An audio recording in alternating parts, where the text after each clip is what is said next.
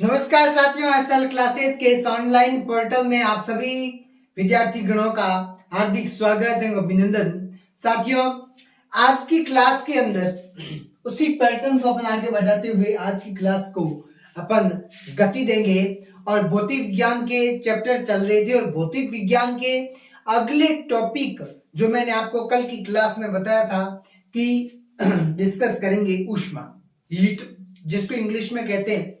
साथियों, सबसे पहले तो आप अपने जो भी भाईगण है जो 10th की क्लास में, जो 9th की क्लास में, जो पशु परिचय की तैयारी कर रहे हैं, जो लेटेस्ट भर्ती जो अभी आई है सीईटी की तैयारी कर रहे हैं, उन भाईगणों तक इस क्लास को पहुंचा दो, उन साथियों तक इस क्लास को पहुंचा दो, जैसे आपका भला तो है ही, उसके साथ साथ उनका भी भला हो। ठीक है, और इस मुहिम को अपन आगे बढ़ाएंगे जिससे और विद्यार्थी अपने इस प्लेटफॉर्म से पढ़ सके।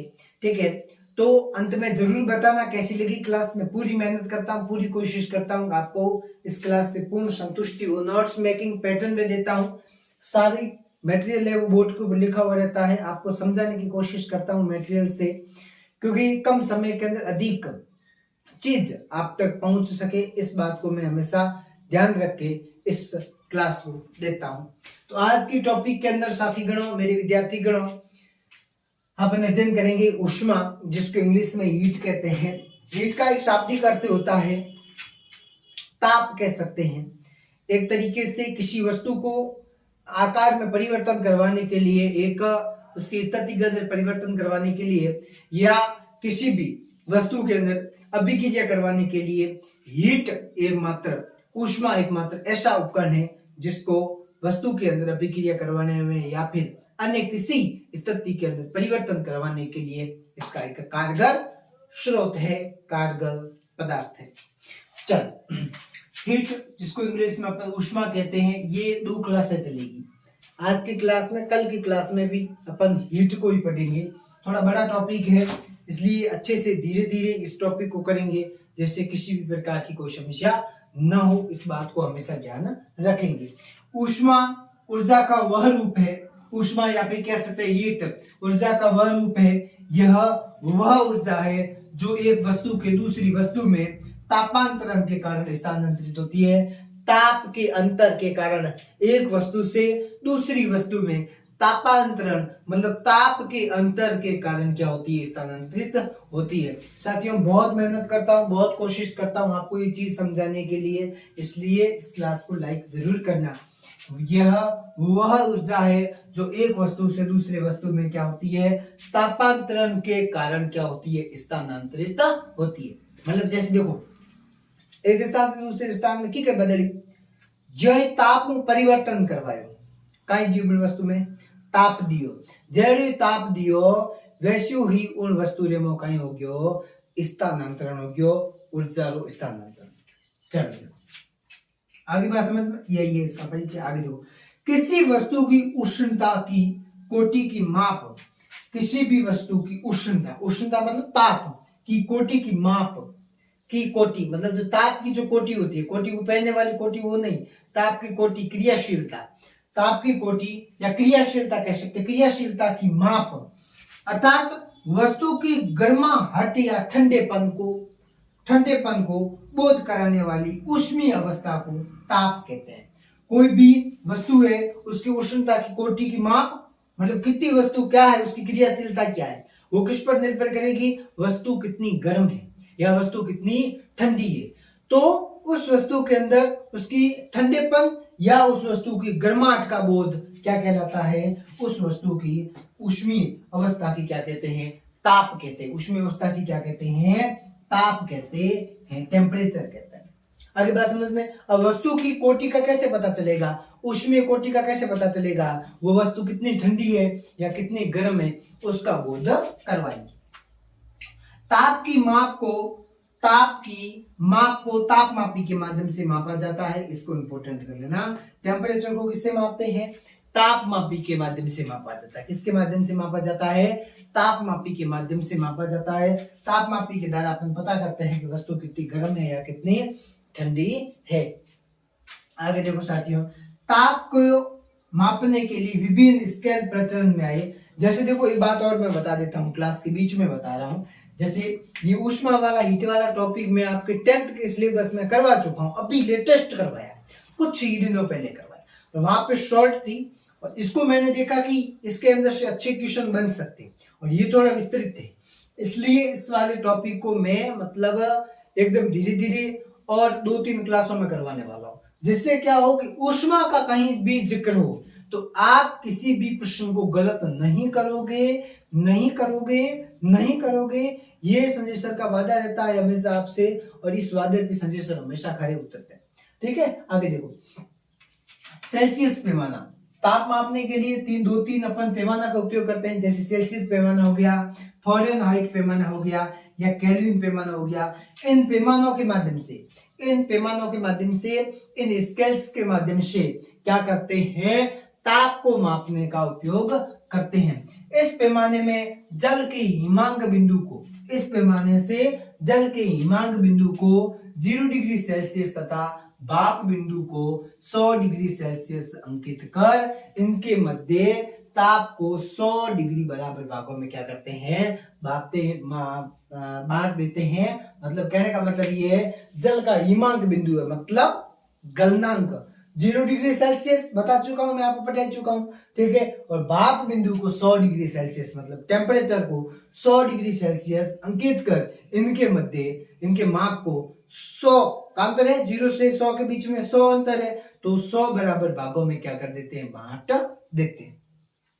आगे बात समझ में। अब देखो, पहले मैं आपको बता चुका हूं कि बर्फ का गलना 100 डिग्री सेल्सियस, बर्फ का ठोस होना 0 डिग्री सेल्सियस, है ना। भाप के रूप में बदलना, उबलता है पानी, भाप बनता है 100 डिग्री सेल्सियस में बनता है, ये मैं चीज आपको पहले बता चुका हूँ। तो उसका ये एकदम प्रचुर मेथड आपके सामने आ गया, पूर्ण रूप में मेथड आपके सामने आ गया। मतलब कि 100 डिग्री सेल्सियस पर ही पानी क्यों उबलता है और 0 डिग्री सेल्सियस पर ही पानी बर्फ में क्यों बदलता है। तो उसका कारण यह है कि इन दोनों के मध्य 100 बराबर भागों के अंदर क्या होते हैं, बढ़ जाते हैं। 100 बराबर भागों में बढ़ने से वो अपने अपने भाग में क्या हो जाते हैं, आसानी से समाहित हो जाते हैं। फ़ारेनहाइट पैमाना, इस पैमाने में हिमांक बिंदु को, हिमांक बिंदु, हिमांक का मतलब समझ गए ना, ठीक, हिमांक बिंदु को 32 डिग्री सेल्सियस, 32 डिग्री फ़ारेनहाइट, इसको कहते हैं फ़ारेनहाइट, 32 डिग्री फ़ारेनहाइट तथा भाप बिंदु को 212 डिग्री फ़ारेनहाइट, हिमांक बिंदु को 32 डिग्री फ़ारेनहाइट और भाप बिंदु को 212 डिग्री फ़ारेनहाइट अंकित कर इनके बीच में माप को 180 बराबर भागों में बांट। इन दोनों के मध्य अंतर कितना का होगा, 180 का अंतर है, पहले जोड़ देना। इन दोनों के मध्य अंतर 180 का है, तो इन दोनों को 180 बराबर भागों में बांट कर क्या करते हैं, व्यवस्थित करते हैं, व्यवस्थित रखते हैं। तो फ़ारेनहाइट के अंदर 180 बराबर भागों में, सेल्सियस में 100 बराबर भागों में बांटते हैं। फ़ारेनहाइट में कितना, हिमांक बिंदु को 32 डिग्री फ़ारेनहाइट और भाप बिंदु को 212 डिग्री फ़ारेनहाइट। आगे बात समझ में। केल्विन पैमाना, इस परम ताप पैमाने भी कहते हैं, इसको परम ताप पैमाना भी कहते हैं।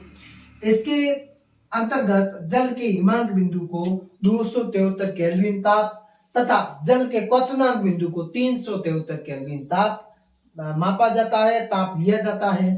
ठीक है, तथा इनके बीच के अंतर को 100 बराबर भागों में बांटते हैं, मतलब इनके मध्य भी 100 बराबर भाग होते हैं। हिमांक बिंदु को 273 केल्विन ताप में मापते हैं और क्वथनांक बिंदु को 373 केल्विन ताप में मापते हैं, और इन दोनों को एक दूसरे के बीच के अंतर को 100 बराबर भागों में बांटकर व्यवस्थित कर देते हैं। तो ये सिंपल सी बात है। ऊष्मा का इंट्रोडक्शन हो गया, यहाँ पर बायोडेटा दिया हुआ है, यहाँ पर कैसे ऊष्मा को मापा जाता है वो चीज दी हुई है। लो स्क्रीनशॉट, कुछ और विशेष पॉइंटों का अध्ययन करते हैं, बाकी की ऊष्मा अपन पढ़ेंगे कल की क्लास में, कुछ और पॉइंट अध्ययन करेंगे।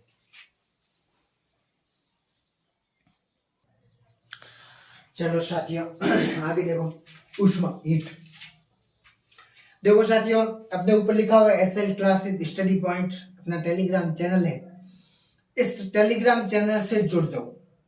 का मतलब आज सुबह से, कल नहीं मतलब आज सुबह से मैंने एक विशेष चीजें प्रत्येक दिन अपने टेलीग्राम चैनल में डालनी शुरू की है, जो आपके भविष्य के लिए, आपके कंपटीशन एग्जाम के लिए बेहतरीन रूप से बेहतरीन तरीके से काम आएगी, जिससे आप अपना अच्छा भविष्य बनाने में बहुत ज्यादा कारगर साबित होंगे।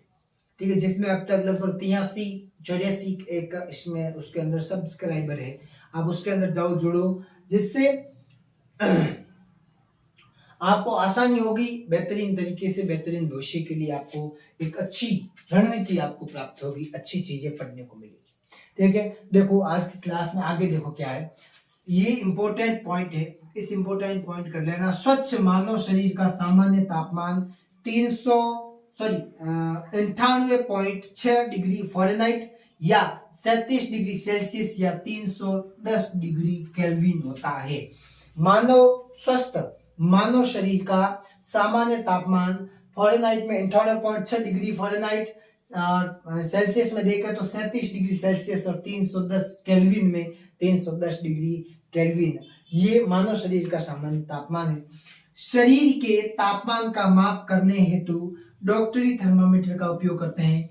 डॉक्टरी थर्मामीटर के माध्यम से मानव शरीर के टेम्परेचर को क्या किया जाता है, मापा जाता है। डॉक्टरी थर्मामीटर से 35 डिग्री सेल्सियस से 42 डिग्री सेल्सियस तक ताप का मापन किया जाता है। मतलब डॉक्टरी थर्मामीटर में पता चलता है 35 डिग्री सेल्सियस से 42 डिग्री सेल्सियस, ठीक है, सामान्य तापमान इतने अंदर उसके अंदर इंकित रहता है।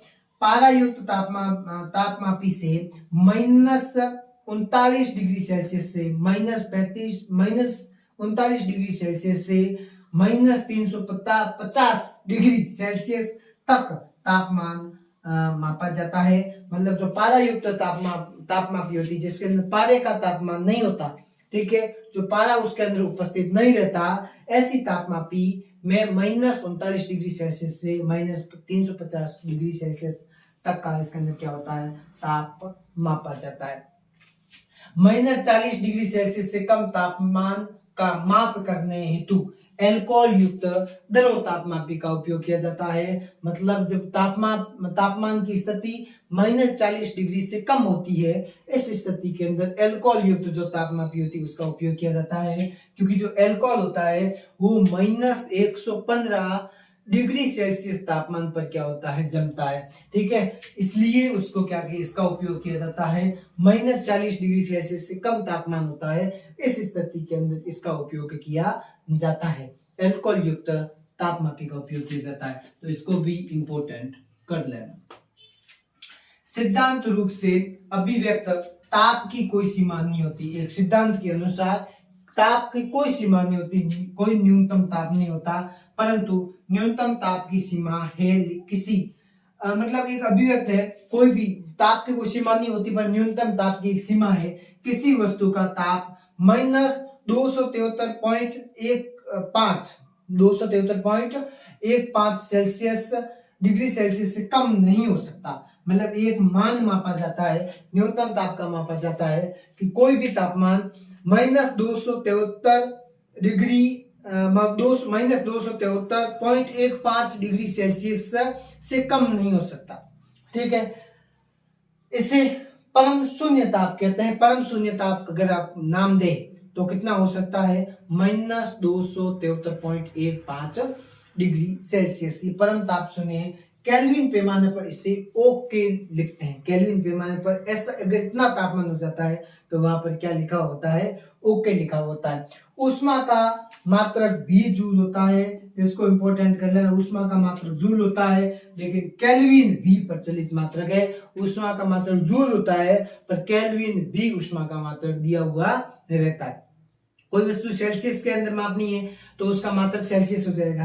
किसी वस्तु को फ़ारेनहाइट में मापना है तो उसका मात्रक फ़ारेनहाइट हो जाएगा। किसी वस्तु को केल्विन में मापा हुआ है तो उसका मात्रक केल्विन हो जाएगा। ठीक है, पर मानक मात्रक में कह जाए, एसआई पद्धति के अंदर कह दे तो उष्मा का मात्रक क्या होगा, जूल होगा। तो ये विशेष पॉइंट जो आपके एग्जाम अप्रोच में, ऐसे बहुत सारे पॉइंट है, लगभग 10-15-20 एक पॉइंट 10-15-20 टोटल पॉइंट है, उसमें से मैं आपको करवा चुका हूँ कुछ एक पॉइंट, 5-6 पॉइंट है। तो कल की छोटी सी क्लास लेंगे, उसके अंदर खत्म कर देंगे। फिर अपन पढ़ेंगे साउंड, ध्वनि को पढ़ेंगे, और फिर अपन वापस कदम रखेंगे रसायन विज्ञान के अंदर और फिर बायोलॉजी के जीव विज्ञान के अंदर। ठीक है, तो साथियों क्लास कैसी लगी कमेंट में जरूर बताना और इस क्लास को शेयर जरूर करना। मिलते हैं अगली क्लास में, अगले वीडियो में, तब तक के लिए राम राम, जय हिंद।